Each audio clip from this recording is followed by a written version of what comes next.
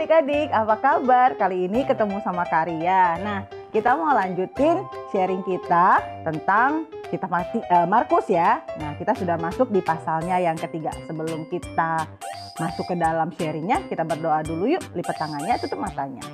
Bapak yang baik, terima kasih. Hari ini kami mengucap syukur karena kami boleh kembali belajar bersama.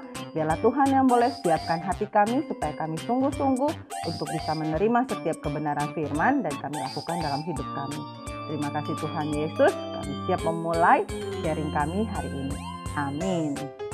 Nah, adik-adik, kita sudah masuk ke perikop yang ke-16. Ini di Markus 3 ayatnya yang ke-13 sampai dengan 19. Yuk, buka sama-sama Alkitabnya. Judulnya Yesus memanggil ke-12 rasul. Nah, ini adalah kisah bagaimana Yesus memanggil 12 orang muridnya ya.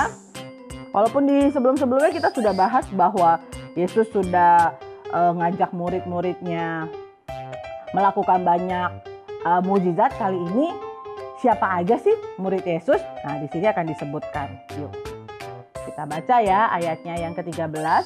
Kemudian naiklah Yesus ke atas bukit, ia memanggil orang-orang yang dikehendakinya dan mereka pun datang kepadanya.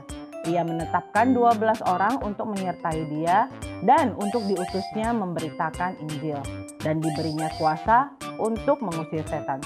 Ke-12 orang yang ditetapkannya itu ialah Simon yang diberinya nama Petrus, Yakobus anak Zebedeus, dan Yohanes saudara Yakobus. Yang keduanya diberinya nama Boanerges yang berarti anak-anak guru. Selanjutnya Andreas, Filipus, Bartolomeus, Matius, Thomas, Yakobus anak Alfeus, Tadeus, Simon orang Zelot, dan Yudas Iskariot yang mengkhianati dia. Oke, di sini langsung disebutkan ya Yudas Iskariot yang mengkhianati dia. Jadi di awal-awal Markus ini ketika menulis kitab ini kan sudah kejadian semuanya ya, baru dituliskan gitu ya, dan dia sudah tahu bahwa Yudas pada akhirnya mengkhianati Tuhan Yesus gitu ya. Oke, apa sih yang bisa kita pelajari dari kitab ini Kak? Dari pasal ini, dari perikop yang ini, kenapa sih kita harus tahu tentang 12 murid Tuhan Yesus gitu ya? Nah, dari sekian banyak orang yang ikut Tuhan Yesus gitu ya, banyak banget orang-orang yang ikut Tuhan Yesus. Akhirnya Tuhan Yesus khusus manggil 12 orang saja yang nantinya akan ikut kemanapun dia pergi, terus diberi kuasa, kemudian nanti akan diutus pergi. Nah, dari sini kita belajar satu hal. Tidak semua orang loh bisa terpilih jadi muridnya Tuhan Yesus. Gak semua pengikut itu yang berbondong-bondong, yang sekian banyak yang percaya sama Yesus itu pada akhirnya jadi murid. Apa yang membedakan sih pengikut sama murid? Kalau adik-adik kan murid nih, di sekolah pasti jadi murid dong. Nah, di sekolah kalau adik-adik jadi murid pasti dikasih PR, dikasih ujian, dikasih tugas, diajarin, kemudian naik kelas gitu ya. Nah, sama murid-muridnya Tuhan Yesus pun begitu. Mereka menjalani proses khusus yang diajarin, kemudian tadi seperti yang dibilang diberi kuasa. Gak semua loh diberi kuasa, hanya orang-orang pilihan saja yang diberi kuasa, yang bersedia diajar, yang bersedia mengikut dengan sungguh-sungguh, itu baru diberi kuasa. Kalau cuma sekedar ikut-ikutan, cuma cari mukjizatnya Tuhan, cuma cari berkatnya Tuhan, cuma pengen kesembuhan, cuma pengen supaya dapat berkat, wah itu mah cuma pengikut saja, tidak jadi murid gitu ya. Jadi tidak spesial mereka. Apa yang Tuhan Yesus itu cari murid. Jadi kalau adik-adik cuma sekedar ikut-ikutan saja, kemudian cuma pengen, saya mau dapat berkat Tuhan makanya saya rajin. Nah, itu tidak cukup. Tuhan maunya kita benar-benar jadi murid. Jadi murid kayak di sekolah juga capek ya. Harus bikin PR, kemudian datang tiap hari ke sekolah, belajar dengan sungguh-sungguh. Kadang-kadang kena marah kalau lagi main-main. Tuhan pun begitu ketika mengajari kita. Capek gitu ya, kadang-kadang bosen banget gitu ya. Kenapa sih harus baca firman tiap hari? Kenapa sih harus berdoa tiap hari? Tapi lama-lama ketika kita mengerjakan itu dengan sungguh-sungguh, akhirnya jadi terbiasa dan sangat mencintai yang namanya belajar. Karya dulu waktu sekolah juga begitu. Waktu awal-awal sekolah, aduh males banget sih, kenapa harus ke sekolah sih, capek banget sih, kenapa harus bangun pagi-pagi. Tapi lama-lama Karya senang banget sekolah, sampai akhirnya Karya sekolah sampai S2. Kalau bisa S3, Karya mau S3 ini, gitu ya. Saking mencintai proses belajar gitu. Lalu apalagi yang bisa kita pelajari? Ketika Yesus panggil, itu hanya orang-orang yang dikehendakinya saja. Jadi gak semua orang yang Tuhan Yesus pilih. Dia pilih orang-orang yang dia tahu, dia pakai, yang bisa menjalankan apa yang akan menjadi rencana Tuhan.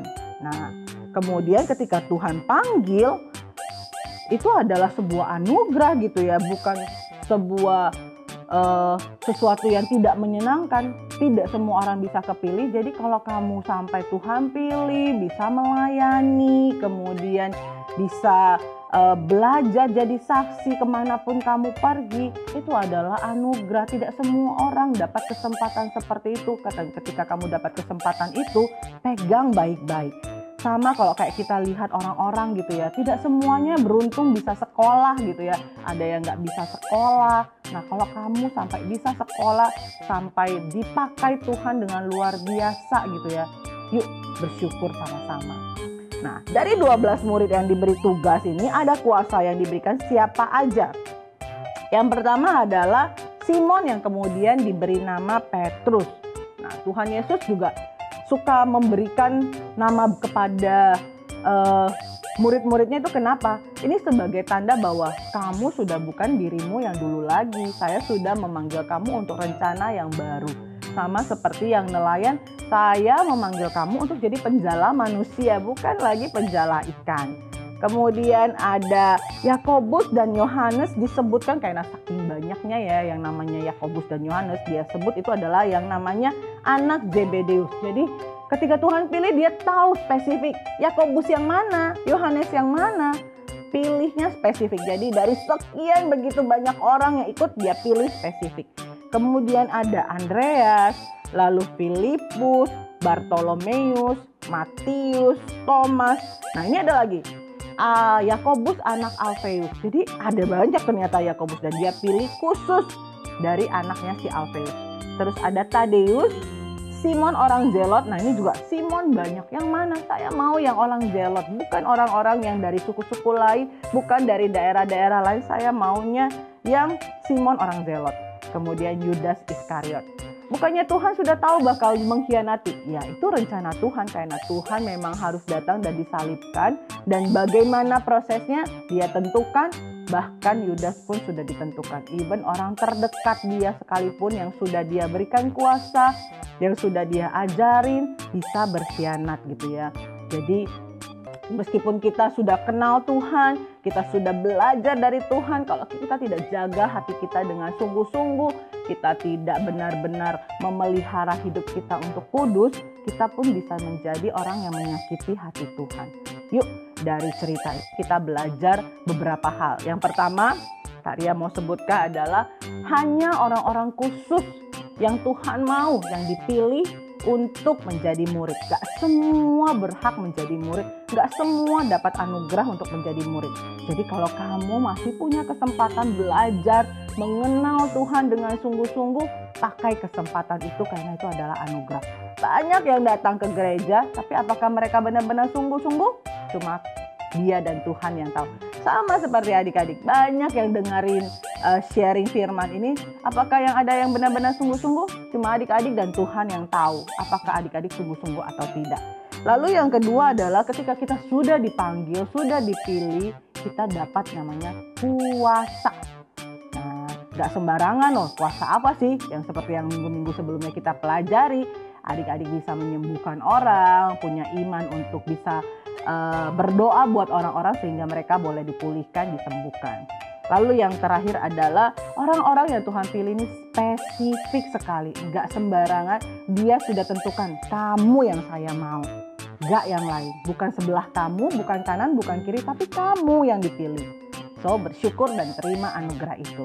Yuk kita sama-sama lipat tangan, kita mau berdoa. Biarlah setiap yang firman yang kita dengar hari ini menolong kita semakin memahami apa yang menjadi kerinduan Tuhan. Lipat tangan, tutup matanya.